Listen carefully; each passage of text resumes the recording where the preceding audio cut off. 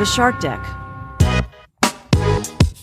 Johnny Mac with your daily comedy news. Amy Schumer's special's out on Netflix today. Now, a little strange, on Monday, Netflix released a clip, which is kind of tight to airtime.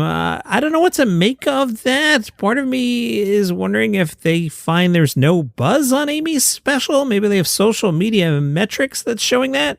I just don't know why you do it the day before. Her special is called Amy Schumer Emergency Contact, all right? So in the clip, she tells her husband she has no idea what name to put on the emergency contact form. Get it? She calls Jennifer Lawrence, who gives her the cold shoulder. I guess maybe here we're just showing off that Amy has famous friends. I think that's what we're doing here. Lawrence says, "We were like barely friends 10 years ago. How'd you get this number? I don't want to get back in touch. Good luck with your health issue." Then she calls Chris Rock, and these are all video calls, too, because, you know, that's what everybody does. Everybody FaceTimes. Nobody uses the phone as a phone or text, right? You do FaceTime. We hear from Chris Rock next. Let's listen. All right, I'm going to try Chris Rock. Yeah. I wanted to ask you if I could list you as my emergency contact. Absolutely. Really? You should call me if anything goes wrong. Like Harvey Keitel in Pulp Fiction. People are going to be rooting for your death. Amy hangs up on Rock and then connects with Judd Apatow, who's very eager to be the one to pull the plug on her. Sam Rockwell says he'll get back to her after she asks him to raise her husband and child in the event of her death. Other famous friends showing off here. Selena Gomez, Larry David, Wanda Sykes, Michael Che, Michael Cera, a toddler, and a chihuahua. Emergency Contact was shot at the Orpheum Theater in L.A. It's Amy's third Netflix special. You will find it on your Netflix today. Meanwhile, Amy told People she thinks Pete Davidson's career might have been a train wreck without her. This is a little tongue-in-cheek. Amy said, "I do take full credit for Pete Davidson's success." Pete had a role in Amy's 2015 movie Trainwreck. Pete played a patient of Bill Hader's. Hader liked Pete's performance so much that Hader recommended him to Saturday Night Live. Amy said he was one of those, he was like 19 or 18 or something, and absolutely I was like, this kid's going to be a star. She said she had the same premonition about Michael Che. Like, I was like, you meet these people, and they're just living far out in Queens, sharing a room with, having lots of roommates. You're like, okay, but you're going to be big someday. Pete Davidson previously has given Amy Schumer credit. He told Kevin Hart recently, "I got very lucky. I was doing stand-up for like 3-4 years in the city, and I met Amy Schumer, and she let me open for her on the road for a little bit, and she was like, I'm doing this movie Trainwreck. I'll see if I can get you a part in it." Pete met Hader and Apatow while doing his cameo, and then I got home the next day. My agent called me and said, "Bill Hader recommended you for SNL." And I was like, why the F would he do that? I was terrified. Pete didn't think it'd be a fit for the show, because I don't really do characters or anything like that, so I guess maybe I could be a writer or something. Pete was on SNL for 8 seasons, he said. "I figured since I'm a stand-up, I'll just try my stand-up and personal bits on Weekend Update as myself, and I'm glad I did." Pete Davidson is one of the stars of the new Transformers movie. He plays Mirage. Stephen Caple Jr. is the director of the movie and said Mirage was always going to be a cocky wisecracker. "I wanted Mirage to do the comedic tone I was diving into here, and Pete really delivered." He talked about a naughty line from the movie, slightish spoiler coming up, and some naughtiness. If you're listening with the kids today, maybe hit pause. The original line from Mirage was, "Work friends after all we've been through?" Cable says, that was cute, but Pete was giving it all these other reactions, and Pete being Pete, he threw out the line, "Work friends? But you've been inside me." And we just cried laughing. That was it. That's the line. I'll be honest, there were moments where the studio didn't want to keep that joke in the movie, but we screened it, and that line got the loudest laugh in the theater. We're like, we got to keep it now. If we hadn't screened it, that joke probably would have been cut. Pete attended the premiere of Transformers last week. What did he wear? An electric blue velour tracksuit, spray painted with a rudimentary image of an Autobot character. The complete sweatsuit, made by LA brand Polite Worldwide, retails at around $800. One Twitter user said, "You know you're rich when you go out in a sweatsuit to a public event." And the big news of the day, Jerry Seinfeld and Jim Gaffigan are touring together, a 4-arena tour. Both of them, one bill. Pretty good. You want to know the dates? I'm sure you do. November 3rd, Chase Center, San Francisco. The next day at the Kia Forum in LA. Friday, November 10th in Chicago. Saturday, November 11th in St. Louis. I gotta imagine if they're doing 4, they're going to do a lot more, right? They're going to sell out. Deadline says there's no details on which comedian will go first or if they'll trade slots. So, all right, on paper, sorry, Jim's got to open for Jerry. Jim, you're going to be in the Comedy Hall of Fame, but Jerry's going to be in the elite wing of the Comedy Hall of Fame.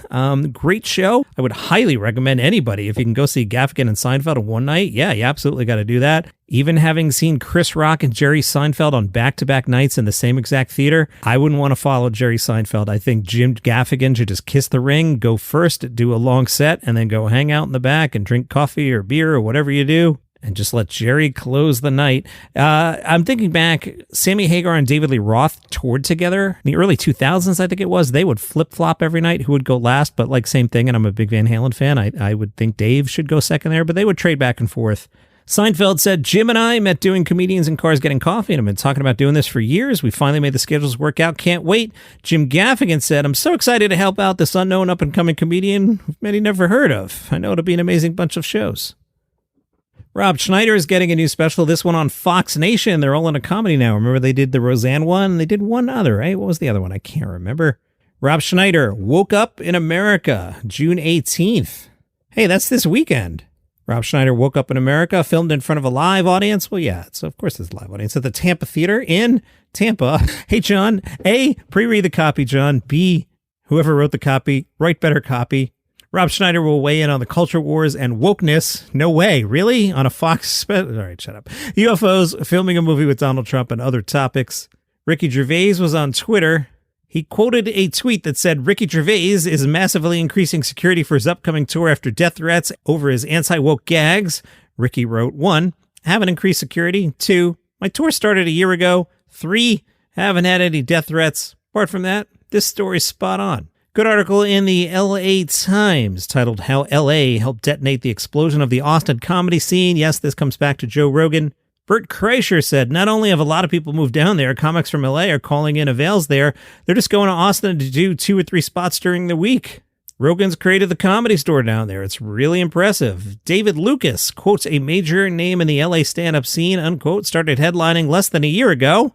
Really? David Lucas, major name, started headlining less than a year ago? Let's look up David Lucas. All right, David Lucas's website says David Lucas is known for his appearances on Kill Tony as a regular, and for performing with comics like Joe Rogan, Louis C.K., and Tony Hinchcliffe. Okay. I haven't been in L.A. in a year, and I haven't been in an L.A. comedy club in over a year, so perhaps David Lucas is a major name in the L.A. stand-up scene. Anyway, he started headlining less than a year ago and is steadily selling out venues around the country after building his fan base in Austin. A regular roastmaster on Kill Tony, which is a fantastic podcast. You should listen to it. Lucas is getting his savage humor viewed by millions on YouTube every week. Lucas, a former door guy at the Comedy Store, says the Austin fans who weren't used to LA's caliber of comedy immediately showed him love. Lucas said, my first impression of Austin was that these MFers ain't seen stuff. It was like getting a virgin woman, so whatever they see is amazing. He said he sold out 3 shows in January of 2021 despite the pandemic. I was like, why? I expected to have 50 people there. Sure, Austin had a comedy scene, but they had never had a comedy scene like what we got. A major shift began in April of 21 when the owners of the closed New York Creek and the Cave reopened in Austin. I remember that, and that was, it just seemed bizarre. It was like the comedy equivalent of the Dodgers moving to Brooklyn, I guess, and it worked. The LA Times says it became the hangout for Austin comics, who gather in a back outdoor section that has a stage as well as picnic tables and food trucks. The club has been known to take risks in programming unconventional shows like Banana Phone, where comics get 1 minute to perform before getting heckled by the crowd and the hosts. Austin has had an influx of LA comics, many of whom were trying to escape what they deemed as a politically correct coastal audience in LA. With this influx came a political shift from liberal to libertarian. Austin comedian Chris Hill said, personally, I'm tired of the trans jokes. Can we get another topic, please? You can be edgy about other things, too. A lot of it is hate speech masked as comedy. Comedian Ariel Isaac Norman said, I know people are complaining a lot about the California people coming here, but our city's becoming hotter. So you win some, you lose some. What are you going to do? That's your comedy news for today. Follow the show for free on Apple Podcasts or Spotify. If you're on YouTube, smash that like button, will ya? See you tomorrow. All right, enough with the negativity. Hi, I'm Johnny Mack, host of 5 Good News Stories. It's a podcast twice a week. Every episode, I curate 5 heartwarming, uplifting news stories from around the world, showcasing the best of humanity, tales of kindness, fun animal stories, quirky items in the news, and you know what? More often than not, something about McDonald's. Can't explain why. I'll bring you a range of stories that will leave you feeling hopeful and optimistic. Start your day on a positive note. The number 5 Good News Stories. It'll make you smile. It'll start your day on a good note. 5 Good News Stories, wherever you get your podcasts.